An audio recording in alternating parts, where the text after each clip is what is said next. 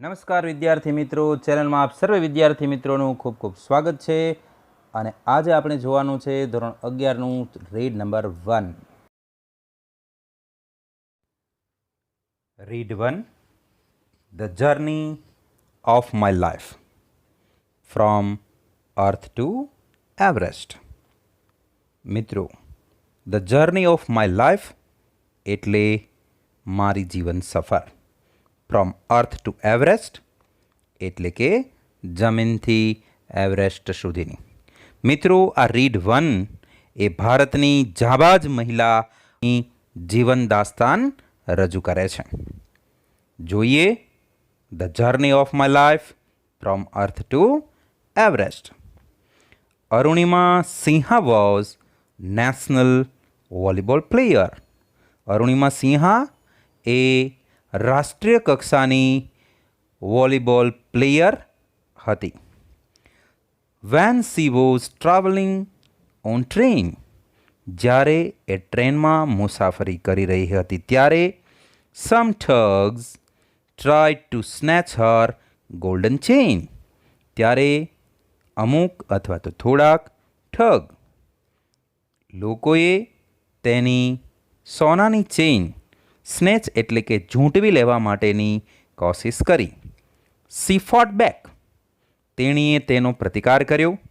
But was thrown out of the speeding train, પરંતુ તેણીને પૂરપાટ ઝડપે ચાલતી ટ્રેનમાંથી ફેંકી દેવામાં આવી. And lost her left leg, અને તેને પોતાનો ડાબો પગ ગુમાવી દીધો. This happen when she was 24. આ ત્યારે બન્યું કે જ્યારે તેની ઉંમર 24 વર્ષની હતી. However this accident never affected her spirit. આમ છતાં આ અકસ્માતે ક્યારે પણ તેનો જુસ્સો છે એની પર અસર કરી ન હતી. At all India institute of medical science Delhi an artificial leg was fitted. All India institute of medical science એટલે કે એમ્સ દિલ્હીમાં તેને કૃત્રિમ પગ લગાડવામાં આવ્યો. A year later એટલે કે એક વર્ષ બાદ she was retrained as a mountaineer. તેણી પુનઃ પ્રશિક્ષિત થઈ એટલે કે એને ફરીથી તાલીમ આપવામાં આવી એઝ એ માઉન્ટેનિયર એટલે કે પર્વતારોહક તરીકેની. And become the first female with an artificial leg to scale Mount Everest. અને સૌ પ્રથમ મહિલા બની કે જેને કૃત્રિમ પગ સાથે માઉન્ટ એવરેસ્ટ સર કર્યો. This is her unforgettable story of hope, courage and inspiration.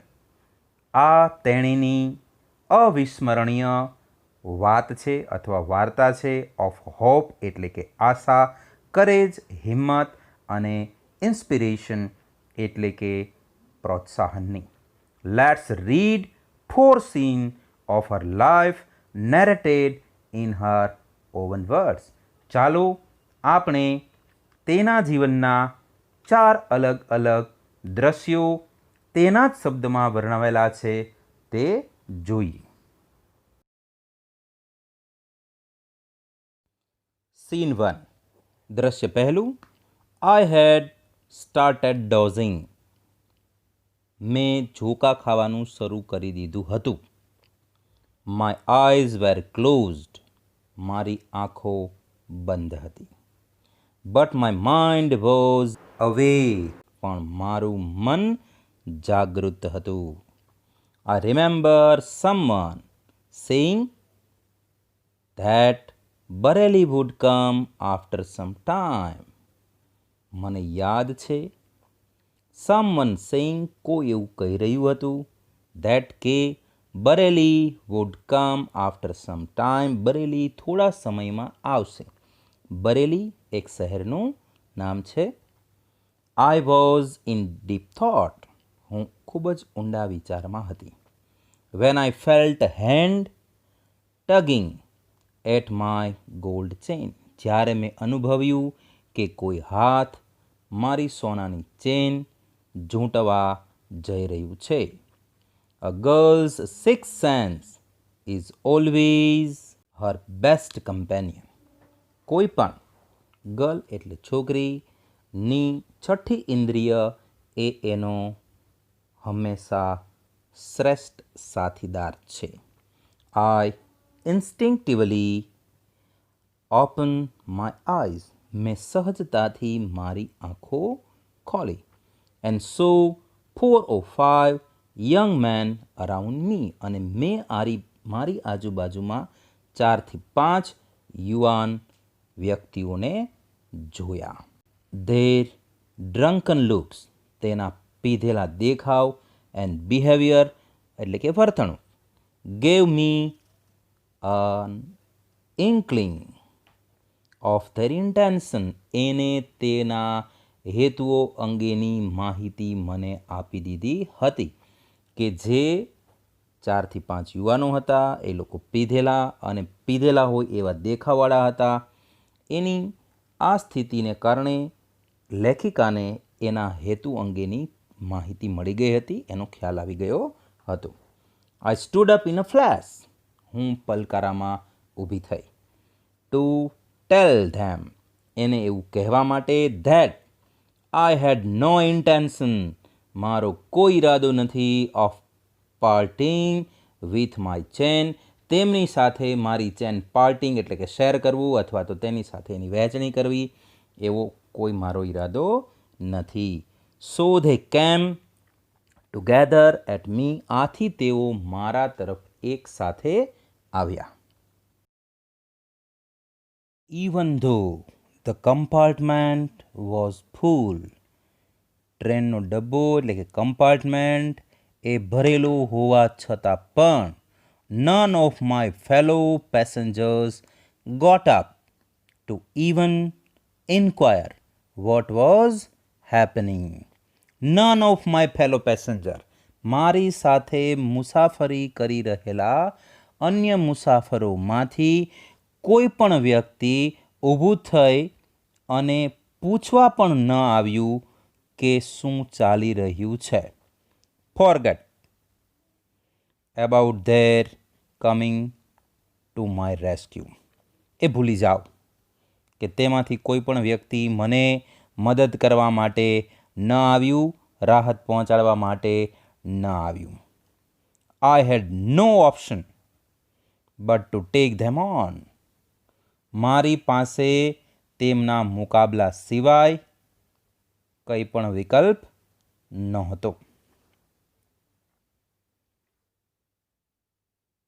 So I coat a youth, આથી મેં તેમાંથી એક યુવાનને પકડ્યો.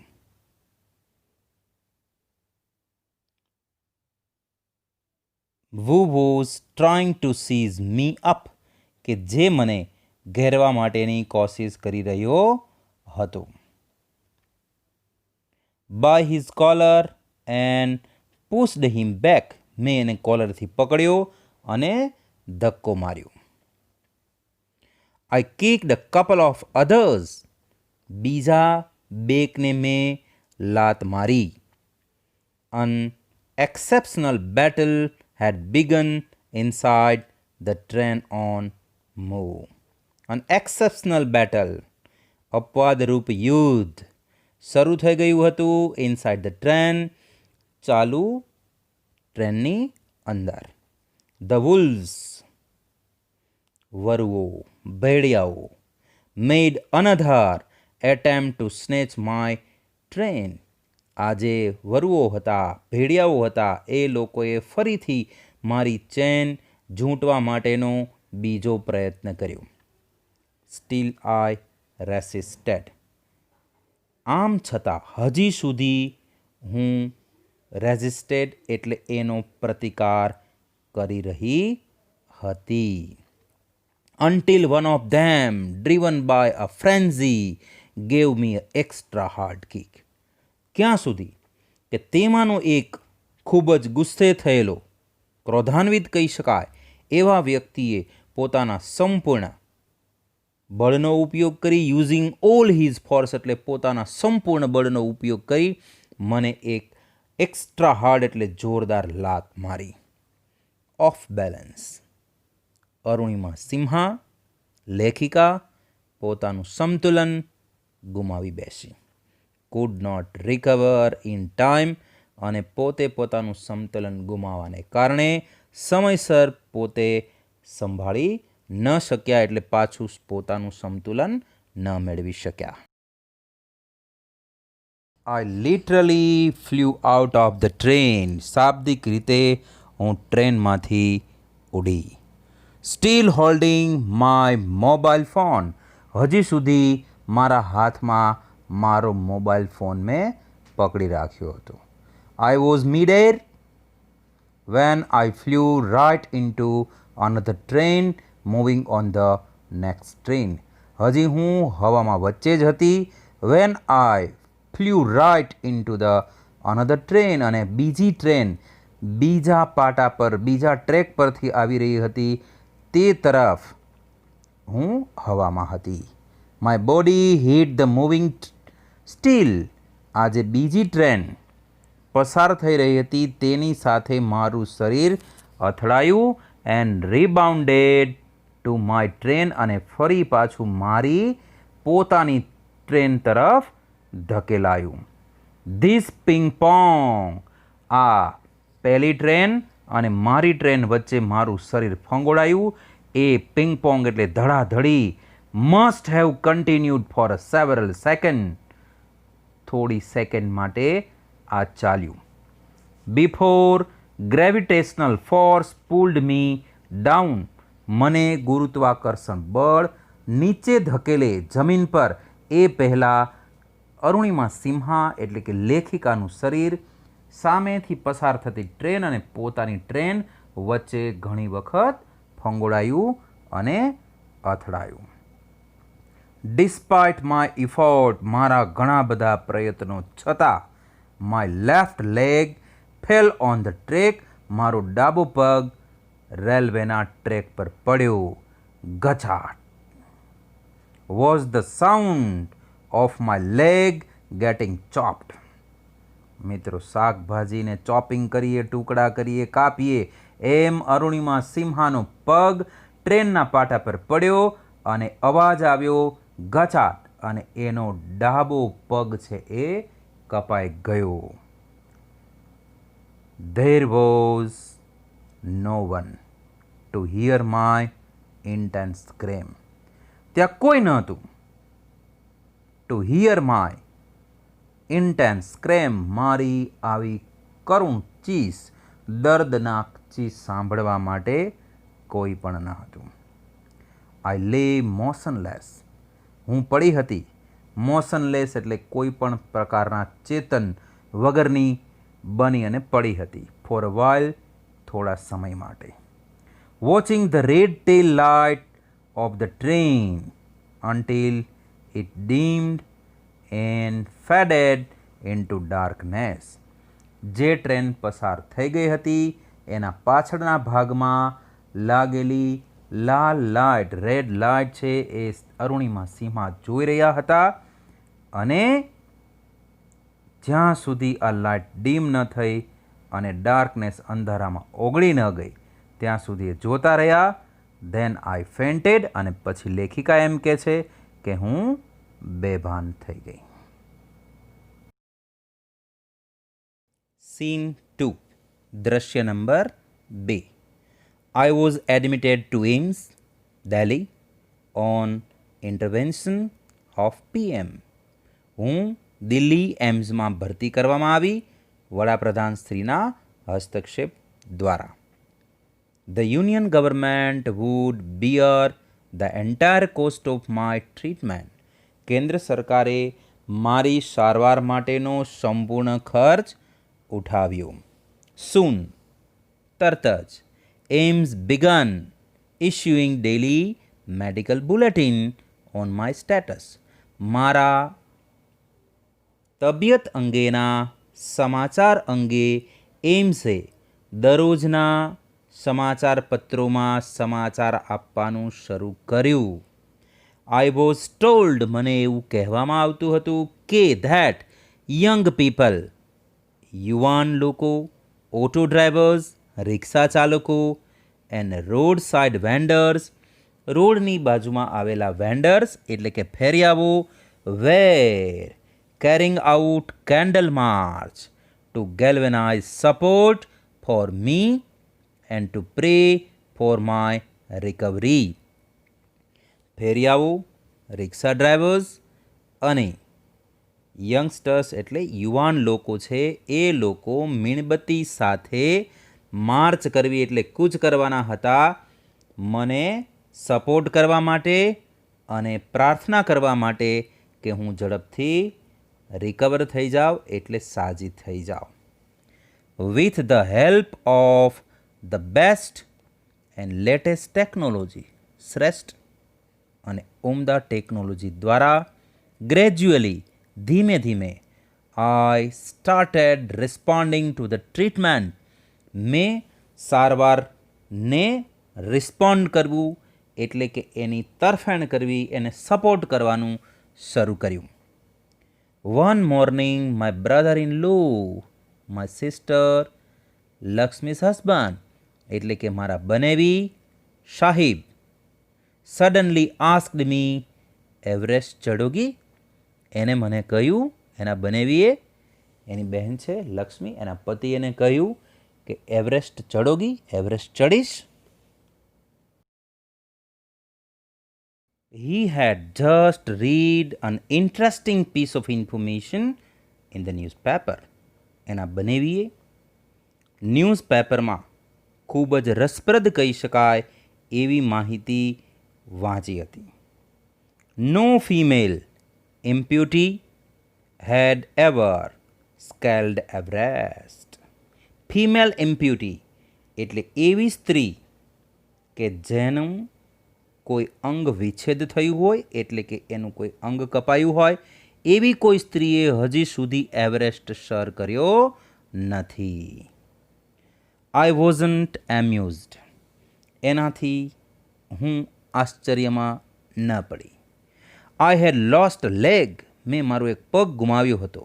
And you are talking to mount Everest, અને તમે માઉન્ટ એવરેસ્ટની વાત કરો છો? I started talking to myself, મેં મારી જાત સાથે વાતો શરૂ કરી.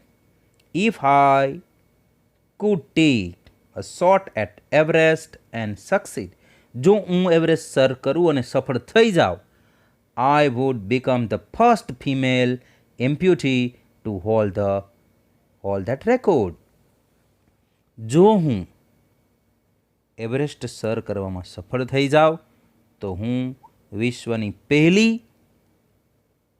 એવી મહિલા બનું કે જેનું એક અંગ વિચ્છેદ થયેલું છે તેને એવરેસ્ટ સર કર્યો અને એ રેકોર્ડ હું સ્થાપી શકું એટલે કે એ રેકોર્ડ મારા નામે હોઈ શકે. આઈ થોટ એબાઉટ ઇટ, મેં એના વિશે વિચાર્યું ફોર સમ ટાઈમ, થોડા સમય માટે. And then I conveyed to Sahib, અને ત્યારબાદ મેં સાહિબને પણ એ બાબતે સહમત કર્યા. My willingness to take up the challenge, આ ચેલેન્જ સ્વીકારવા માટે મેં મારી ઈચ્છા એની સામે પ્રદર્શિત કરી. શું જવાબ આપે છે સાહિલ? ઠીક હે, હમ કરેંગે. અને કહે છે કે ઠીક છે, આપણે એવરેસ્ટ સર કરીશું.